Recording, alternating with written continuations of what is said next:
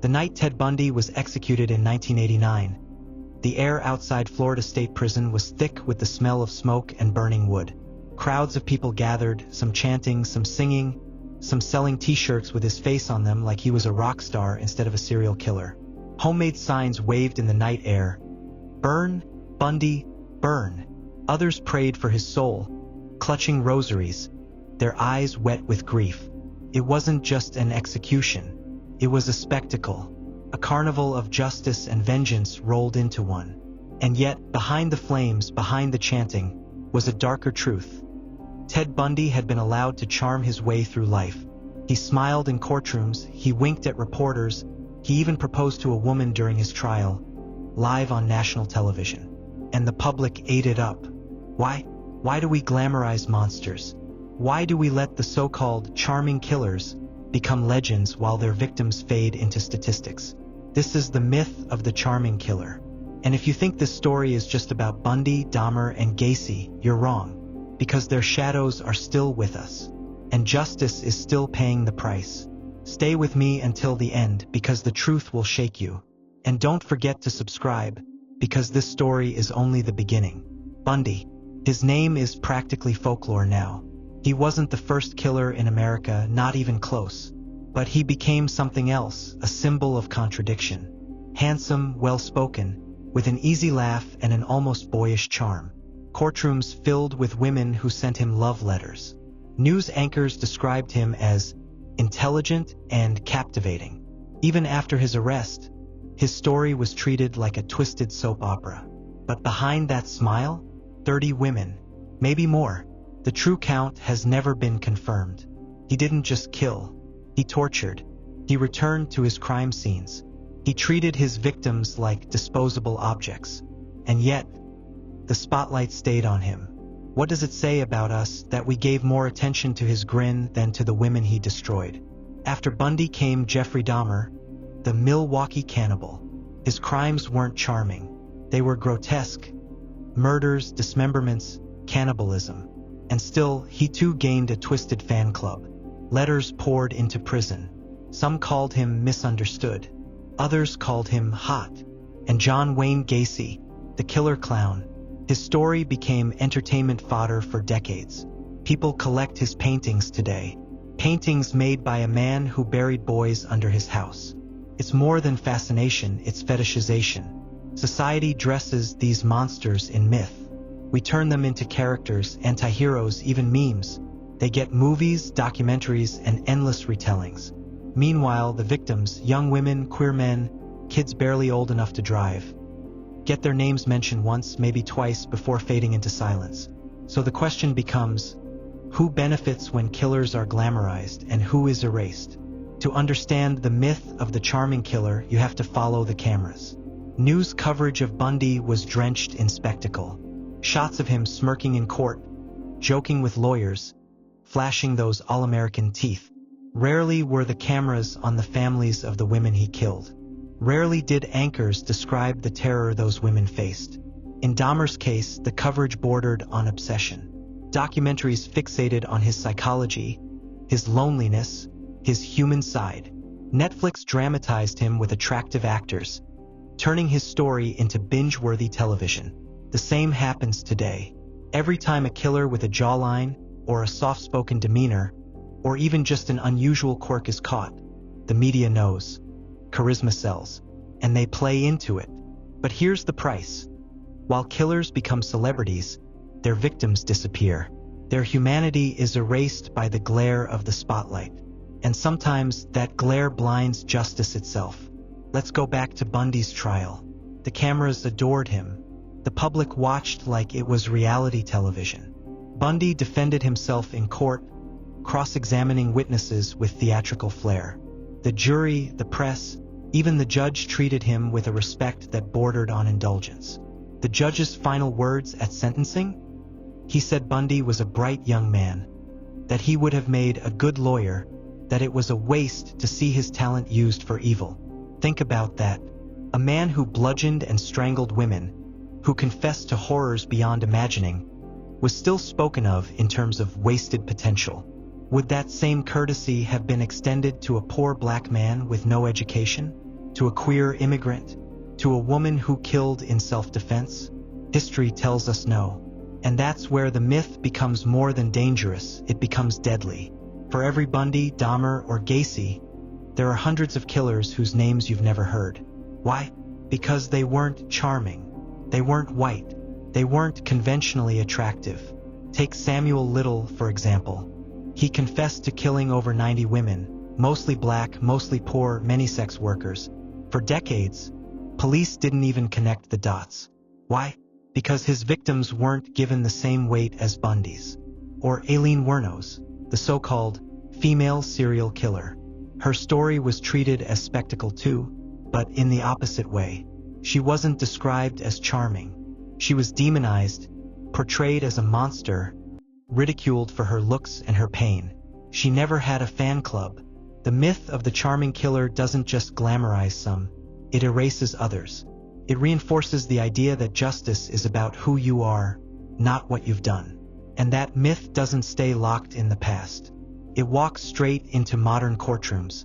Today, true crime is everywhere. Podcasts, YouTube, Netflix, TikTok. Some creators give voices to the voiceless, telling the stories of victims with care and dignity. But others fall into the same trap, sensationalizing killers, romanticizing their darkness. Scroll through social media and you'll find fan edits of Bundy, Dahmer, even modern killers. Songs laid over clips of their faces. Comments calling them cute. Jokes that turn murder into memes. Meanwhile, victims' families beg the world not to forget their loved ones. And in courtrooms, the same bias plays out. Attractive defendants sometimes receive lighter sentences. Model prisoners get sympathy where others get scorn. Justice isn't blind, it's dazzled. But here's the twist, we are the ones holding the mirror. The myth of the charming killer doesn't survive on its own. It survives because we feed it. Because we, as a society, are drawn to charisma, even when it hides cruelty. We click the documentaries. We share the memes. We argue about the hotness of killers in comment sections. We turn evil into entertainment. And every time we do, we make it harder for justice to truly be about the victims. The myth is dangerous not just because of who it glamorizes, but because of what it says about us, about what we value, about what we choose to remember, and what we let slip away. But what if I told you, this myth doesn't just shape culture, it shapes who lives and who dies. Consider this. Bundy escaped from custody twice. The first time, he charmed guards into underestimating him. The second time, he literally walked out of a courthouse library window because no one believed he could be dangerous enough to try. And in those days of freedom, women died. Charm kills, not directly, but through the doors it opens, the blind spots it creates, the warnings it silences. Today, courts still give lighter sentences to those who fit the charming mold. Studies show that defendants deemed attractive are more likely to be acquitted, more likely to avoid the harshest penalties. It isn't just a story, it's a systemic problem. And if you think this ends with Bundy, Dahmer, and Gacy, you're only seeing the beginning. In recent years, new cases have emerged. Killers who capture the internet's imagination. Court cases live-streamed. Hashtags trending. Whole communities rallying around defendants, calling them innocent, even when evidence says otherwise. It's the same story on repeat. The charming killer, reborn in the digital age. Only now, the myth spreads faster.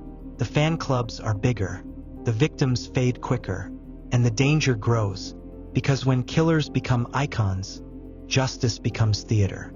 And like any theater, what happens on stage can hide the truth in the shadows. We've pulled apart the myth. We've seen how it glamorizes monsters, erases victims, and distorts justice. But here's the most chilling part. The myth isn't dying.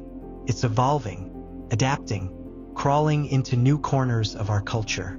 And somewhere, maybe right now, someone is watching, learning, and realizing, if they can charm the world, they can get away with murder. But what if I told you, there's already someone out there doing exactly that? Someone who isn't just hiding behind charm, but weaponizing it. It begins not in the shadows, but under the brightest of lights. A young man, barely in his 20s, standing in a courtroom with a jawline that could have belonged on a movie poster. His hair slicked back, his suit perfectly pressed, his expression a mix of innocence and arrogance. The world was watching because his trial was being live-streamed.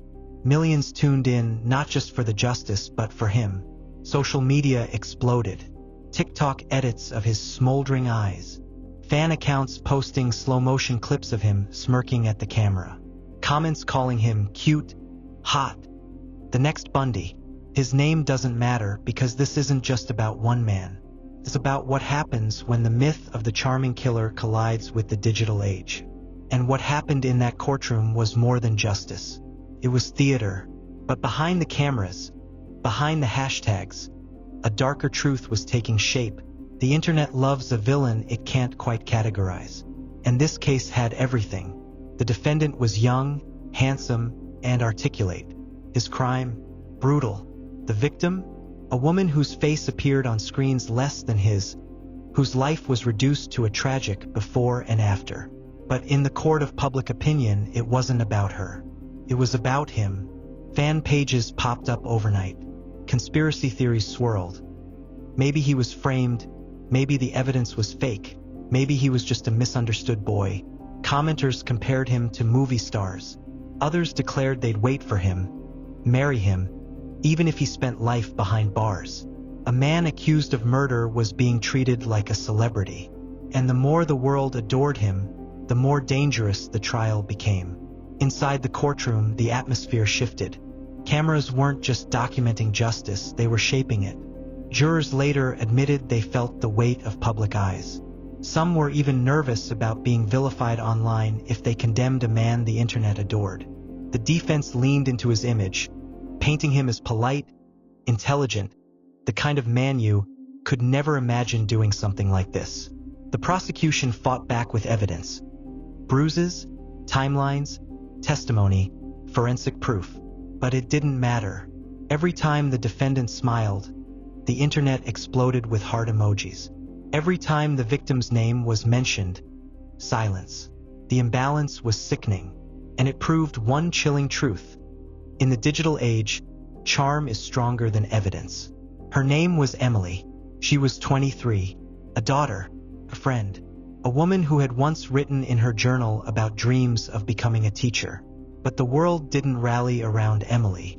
There were no fan edits of her smile, no trending hashtags calling for her justice. Instead, her life was reduced to the role of victim, a footnote to the legend of the charming killer. Her family sat in the courtroom, listening as strangers defended the man who ended her life. They held her picture, whispered her name, and wondered how society could forget her so quickly. And the cruelest twist? Emily's silence was part of the killer's plan. Unlike Bundy, who stumbled into myth, this man knew exactly what he was doing. Investigators later uncovered journal entries where he wrote about Bundy, Dahmer, Gacy. He studied their stories, not their crimes, but their fame. He learned how Bundy smiled in court, how Dahmer gained sympathy in interviews, how Gacy hid behind an ordinary mask. He didn't just kill. He planned to become a legend. That smirk in the courtroom? Practiced. That well-timed tear? Rehearsed. Every gesture, every glance at the camera was calculated to seduce the public. Charm wasn't his disguise. It was his weapon.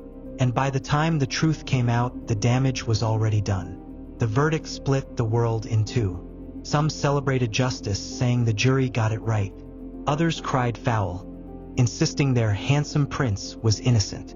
Conspiracy theories spiraled across social media, with millions convinced the system was framing him.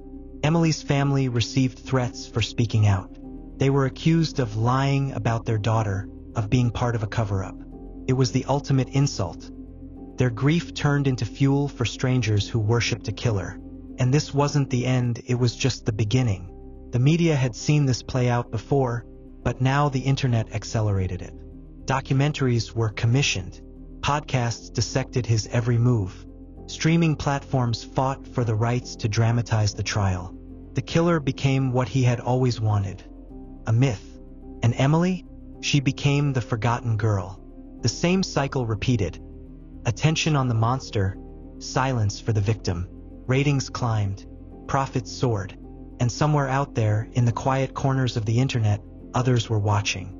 Other men, other predators, learning the same lesson he did. If you can charm the world, you can control the story. And one of them had already begun. Months after the trial, whispers began. A new case, different city, different killer. But the details were eerily familiar. A young man, a charming smile, a brutal crime against a woman. And once again, the internet buzzing with comments about his looks, his charisma, his innocence. It wasn't coincidence. It was contagion. The myth of the charming killer had become a blueprint. And this time, the ending would be even darker. History was repeating itself, faster and sharper. The same cycle of glamorization, the same erasure of victims, the same distortion of justice. And the truth was undeniable. Society had not learned from Bundy. It had not learned from Dahmer. It had not learned from Gacy. Instead, it had handed the next generation of killers a stage. We created the myth. We nurtured it. And now it was coming back to devour us. Because the next charming killer wasn't just waiting to be caught. He was waiting to be crowned. Here's the question no one wants to ask. What happens when the myth of the charming killer meets a society addicted to spectacle? What happens when killers understand that fame is just as valuable as freedom? And what happens when justice becomes less about truth and more about who can command the spotlight? The answers aren't just chilling. They're already unfolding. The courtroom was silent, except for the sound of clicking keyboards. Journalists leaned forward, live stream cameras zoomed in, and across the internet millions watched a boyish face tilt toward the jury with a faint, almost cocky smirk. It wasn't just a murder trial. It was déjà vu. Different name, different city, but the same performance. A charming killer standing on stage, knowing the world couldn't look away. Social media erupted with edits, fan accounts, hashtags declaring his innocence. But this case was different. Because unlike Bundy, unlike Dahmer, unlike the one before him, this man wasn't just absorbing the myth. He was imitating it, word for word, smile for smile, gesture for gesture. The myth of the charming killer had given birth to a copycat. And what he did next would prove just how deadly our obsession had become. Investigators found something chilling when they searched his apartment. Not just evidence of the crime, but notebooks, dozens of them. Pages filled with transcripts of Bundy interviews, screenshots of Dahmer documentaries, quotes from courtroom testimony, even printouts of social media comments thirsting over modern killers. He had studied them like textbooks. He underlined Bundy's courtroom jokes, circled Dahmer's lonely boy persona, annotated which images went viral, which smirks captured attention, which words were repeated in headlines. This wasn't improvisation. This was choreography, and every step of the dance led straight to blood. Her name was Rosa Martinez, 19 years old, a college freshman with dreams of becoming an architect. She loved sketching city skylines, her notebooks filled with doodles of bridges and towers. But Rosa's name rarely trended. Her face rarely appeared on screens. Reporters gave her a paragraph, sometimes just a sentence, before pivoting back to him. And as her family sat through trial after trial, they realized the world was more interested in the man who took her life than the daughter they lost. It was as if Rosa had to die just to make him famous. The trial became theater almost instantly. Clips of him laughing with his lawyer were spliced into TikToks with romantic soundtracks. YouTubers analyzed his body language, debating if he was too cute to be guilty. Livestream chats filled with hearts whenever he smiled. Meanwhile, Rosa's mother begged people to remember her daughter's name. She held up Rosa's picture outside the courthouse, but reporters turned their cameras toward him instead. Justice wasn't blind. Justice was distracted. And distraction, in this case, was deadly. The internet became a courtroom of its own, and the jury wasn't 12 people, it was millions. Fan clubs formed, claiming he was framed. Online mobs harassed Rosa's family, accusing them of lying, insisting the real killer was still out there.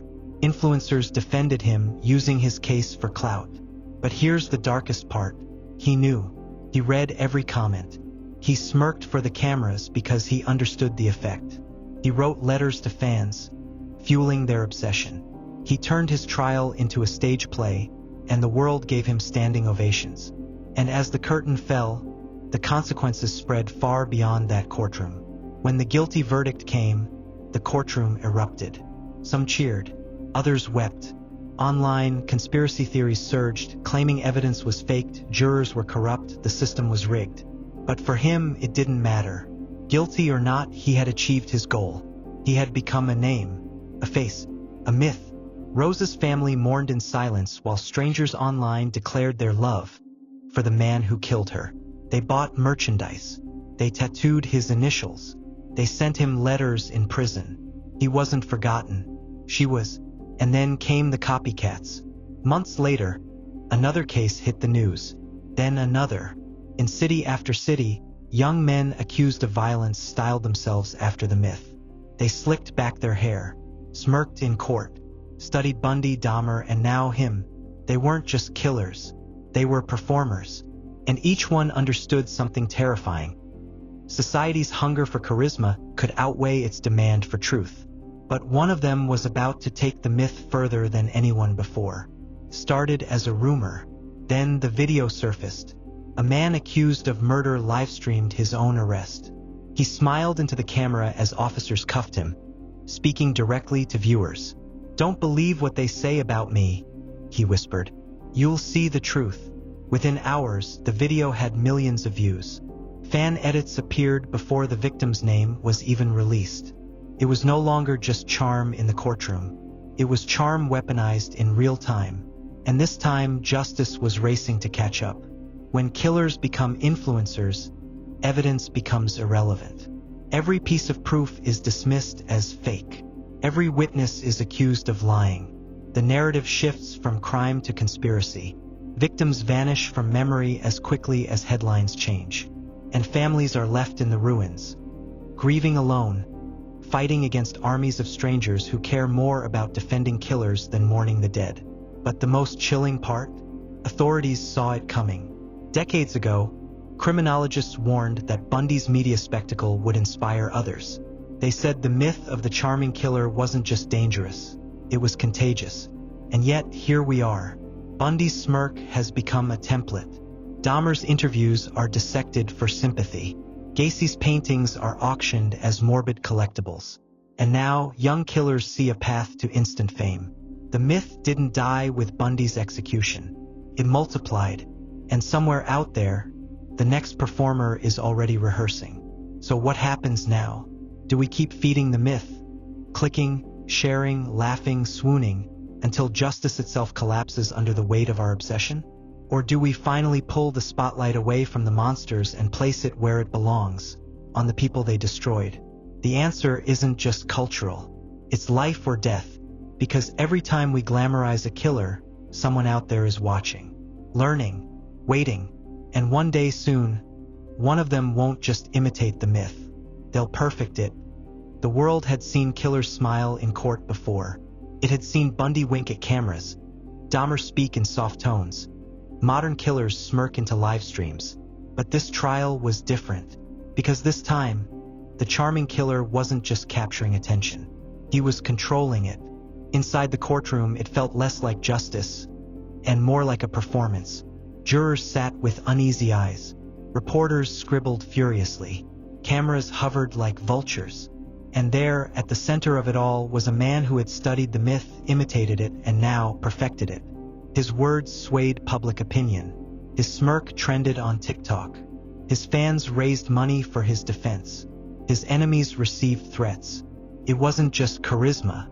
It was power. Power strong enough to bend the system meant to stop him. And what unfolded inside that courtroom would expose the darkest truth of all. When charm rules justice, the guilty can walk free. His name, Daniel Hayes, 27 years old. A law student, clean-shaven, athletic build, striking eyes. On the surface, the picture of potential. But beneath it, a trail of destruction. The brutal murder of his girlfriend, a young woman named Leah Porter. She was found in their apartment, her face bruised, her body lifeless. The evidence was overwhelming. Neighbors heard screams. Forensics tied Daniel to the scene. Friends testified Leah had confided she was afraid of him. But Daniel wasn't terrified. He was prepared. From the very first day in court, he smiled for the cameras. He greeted reporters with charm, joked with guards, looked jurors straight in the eyes like they were old friends. And almost instantly, the internet lit up. Because Daniel Hayes wasn't just on trial for murder. He was auditioning for immortality. Leah Porter, 25 years old, a nurse who worked double shifts during the pandemic. She had a laugh that filled every room, a voice that calmed her patients, a habit of humming when she was nervous. But in the media, she was barely a whisper. Her story was overshadowed by Daniel's performance. Coverage focused on his poise, his confidence, his good looks. Articles compared him to Bundy. Commentators speculated about his fan base. Leah's mother stood outside the courthouse, clutching her daughter's picture, tears streaking her face as reporters pushed past her to shout questions at Daniel instead. Justice was slipping away one headline at a time, and Daniel knew exactly how to keep it that way. His lawyers could have argued self-defense. They could have claimed a crime of passion. But Daniel chose a different strategy. The innocent prodigy. He presented himself as the model student, the future lawyer, the man with everything to lose. He spoke eloquently about his studies, about his dreams of serving justice, about how he respected women deeply. Every word was rehearsed. Every tear was timed. When he spoke of Leah, he shook his head, his voice trembling just enough to sound real. Jurors leaned in. Some even nodded. It wasn't evidence winning them over. It was theater. Outside the courthouse, the internet was on fire. Hashtags trended. Hashtag Free Daniel, hashtag Too Good to Be Guilty, hashtag Justice for Hayes. His fan base grew into a movement. They raised money. They harassed Leah's family. They sent letters to jurors' homes, demanding acquittal. The court tried to shield the jury. But how do you shield against an entire world? Jurors admitted they were terrified of being doxxed, threatened, or vilified online if they voted guilty. And slowly the balance tipped. The trial wasn't about justice anymore. It was about survival of reputation, of image, of narrative. After weeks of testimony, the jury returned. The room was silent. Leah's family held hands, praying. Daniel sat relaxed, confident. Not guilty. Gasps filled the room. Leah's mother collapsed in tears. Daniel smiled, broad, triumphant. His fans cheered outside, waving signs like they were celebrating a victory parade. A man with blood on his hands walked out free, and he knew why, because he had mastered the myth. But Daniel Hayes wasn't finished. He had bigger plans. In the months after his acquittal, Daniel became a celebrity. Talk shows invited him on to tell his story. True crime podcasts dissected his trial. A documentary deal was announced. He gave interviews where he positioned himself as a victim of media bias, of cancel culture, of a system out to destroy him. His fan base grew even stronger. And Leah? Forgotten. Her name faded from headlines. Her family's pleas for justice were drowned out by Daniel's charm. And while the world swooned, Daniel was already preparing for his next act. It wasn't long before another woman came forward. She claimed Daniel had assaulted her after his acquittal. Then another. Then another. Patterns emerged. Same charm. Same manipulation. Same violence behind closed doors. But each accusation was met with denial. His fans defended him. His lawyers spun the narrative. His image, his perfected mask, shielded him again and again. Daniel had learned the ultimate lesson. Once society crowns you as too charming to be guilty, it becomes nearly impossible to tear off the crown, and he was about to exploit it in a way no killer had ever dared. Behind the scenes, prosecutors admitted the truth. Cases against Daniel were impossible. Juries were tainted before trials even began. Judges faced harassment. Witnesses were silenced by online mobs. The justice system was breaking under the weight of one man's charisma. For the first time, prosecutors asked a terrifying question. What happens when a killer learns to game not just the public, but the courts themselves? The answer was about to arrive. 2 years after his acquittal, another body was found. A young woman. Same signs of violence. Same pattern. All evidence pointed to Daniel. But this time, something was different. His fan base was larger. His influence stronger. Politicians hesitated to condemn him, fearing backlash. Media outlets softened their coverage, afraid of losing viewers. And as the case unfolded, it became clear. Daniel wasn't just escaping justice. He was dismantling it. And society had handed him the tools. Bundy smiled. Dahmer spoke softly. Gacy painted clowns. But Daniel Hayes did something none of them could. He weaponized the myth in an age where attention is power. He turned charisma into currency, image into armor, public opinion into leverage. And with every smirk, every interview, every viral clip, he proved the deadliest truth of all. When society glamorizes killers, it doesn't just remember them, protects them. But here's the twist.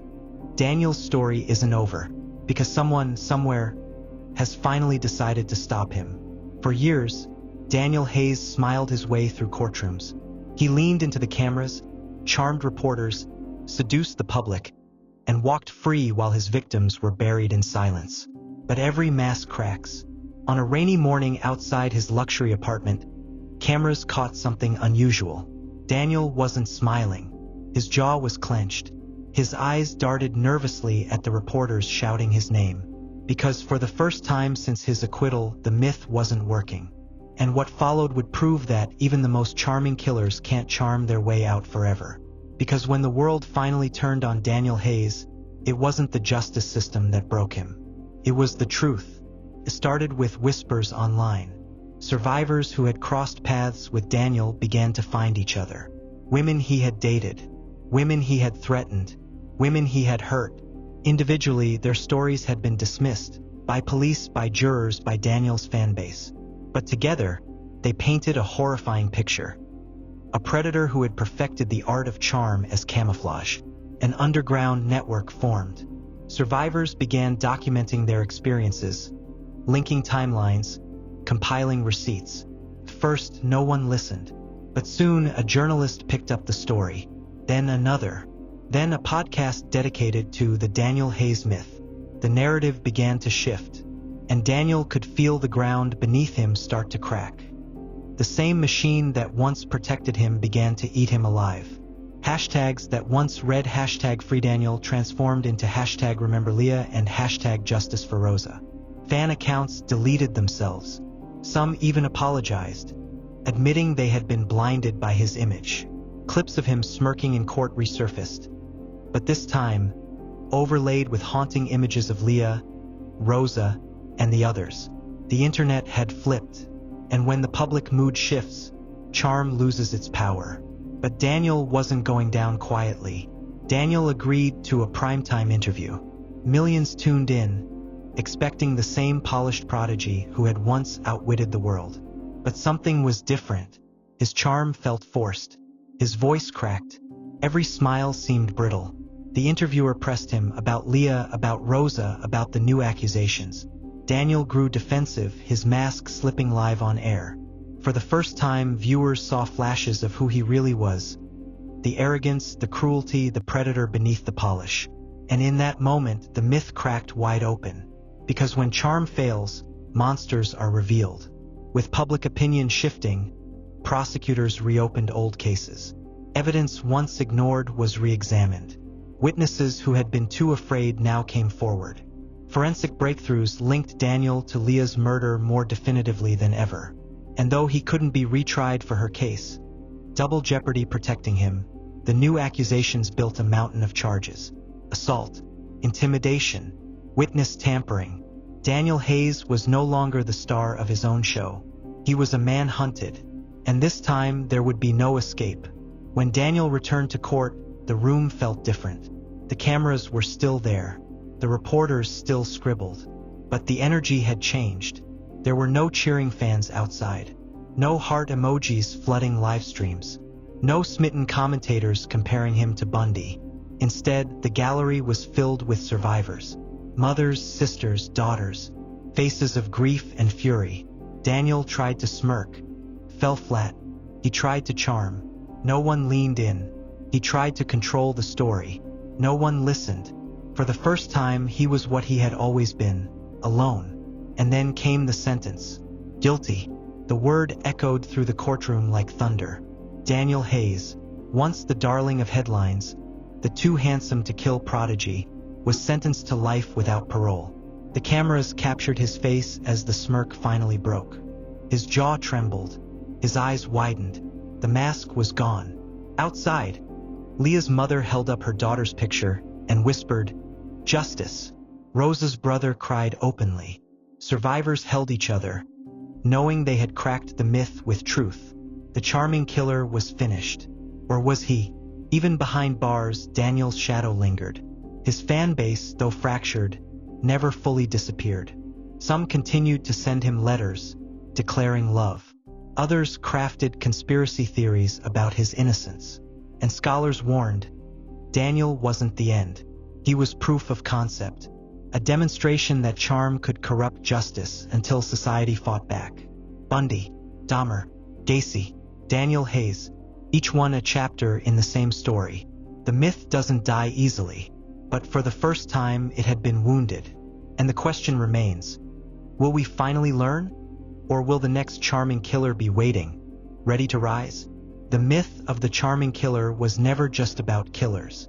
It was about us, our obsession with charisma, our hunger for spectacle, our willingness to turn murderers into celebrities while victims fade into shadows. But every mask needs an audience. And maybe, just maybe, when we stop clapping, the myth finally loses its power. So remember Leah Porter. Remember Rosa Martinez. Remember every victim whose name was overshadowed by a smirk. Because the next time the cameras turn to a killer who doesn't look like a monster, who seems too nice, too smart, too handsome to be guilty, you'll know better. And maybe, just maybe, we can end the myth before it begins again.